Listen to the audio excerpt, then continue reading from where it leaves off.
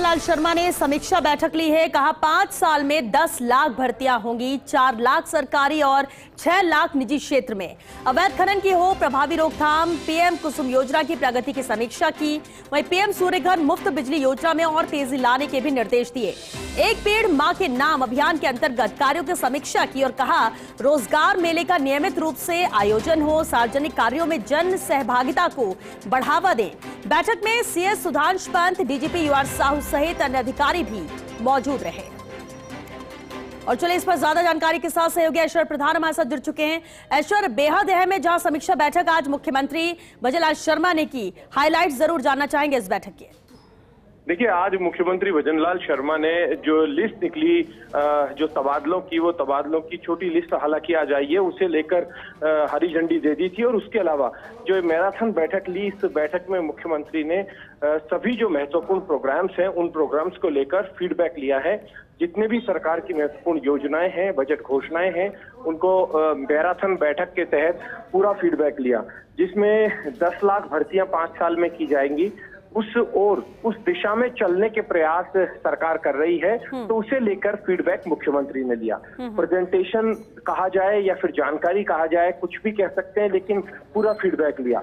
4 लाख सरकारी और 6 लाख निजी क्षेत्र में भर्तियां होनी है। कुल मिलाकर कहा जाए तो 4 लाख सरकारी, जिनमें कि कुछ तो भर्तियां हुई हैं, कुछ प्रोसेस में है, कुछ के विज्ञापन निकाले जाने हैं, इस तरीके से। और 6 लाख निजी क्षेत्र में, जो कि इन्वेस्टमेंट समिट वाला जो कार्यक्रम है, वो इसीलिए है कि निजी क्षेत्र में रोजगार के अधिकाधिक अवसर मिले। तो वहीं अवैध खनन जैसी जो शिकायतें हैं उन पर मॉनिटरिंग मजबूत तरीके से हो, प्रभावी कार्रवाई हो। मुख्यमंत्री काफी सख्त दिखे इसे लेकर कि यदि अवैध खनन कहीं होता है और लापरवाही दिखती है तो उसके खिलाफ कड़ा एक्शन लिया जाएगा। और संबंधित अधिकारी है उनको बिल्कुल साफ तौर पर दिशा निर्देश दिए हैं। और पीएम सूर्य घर मुफ्त बिजली योजना जो चल रही है उसे तेजी लाने के निर्देश हैं। और एक सबसे महत्वपूर्ण कार्यक्रम चल रहा है, एक पेड़ मां के नाम। वो अभी, चूंकि अभी बारिश का दौर चल रहा है और उस पूरे कार्यक्रम को इन दिनों में सफल सही तरीके से बनाया जा सकता है। जितने ज्यादा पौधरोपित किए जाएं, पौधरोपण के साथ साथ उनके संरक्षण की जिम्मेदारी ले पौधरोपण करने वाले जो विभिन्न विभाग हैं, अधिकारी है, कर्मचारी है, युवा है या सामाजिक संस्थाएं हैं, उसे लेकर मुख्यमंत्री ने अपनी बात कही है।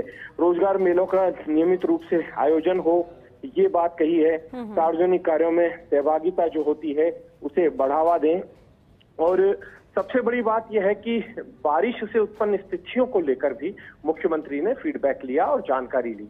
और आगामी दिनों को लेकर बारिश के बाद की जो स्थितियां होती है, क्योंकि किसानों की कई समस्याएं होती है, कहीं पर किसानों को कोई भारी नुकसान हुआ हो, क्योंकि वैसे तो ये जो बारिश होती है ये अमृत ही बरसाती है, क्योंकि इस बार अगर अच्छी बारिश होगी तो जो इससे अगली फसल होगी उसको भी फायदा मिलेगा।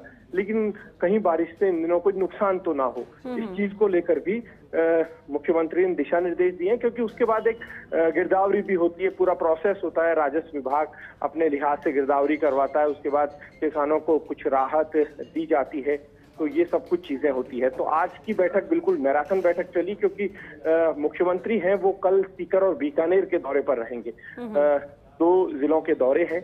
उन दौरों से पहले आज भी देर रात तक मुख्यमंत्री, संभावना यही है कि जो महत्वपूर्ण फाइलें हैं उनको निपटाने, यानी कि जो उम्मीदें लगाकर चली जा रही थी कि तबादलों को लेकर IAS, IPS, RAS, RPS, इनके तबादलों को लेकर छोटी लिस्ट तो आ चुकी है। बड़ी लिस्टों का भी अभी इंतजार है, प्रतीक्षा है कि कब आएंगी, इसे लेकर देखा जाएगा। चलिए, बहुत शुक्रिया ऐश्वर्य आपका इस पूरी बातचीत के लिए जानकारी।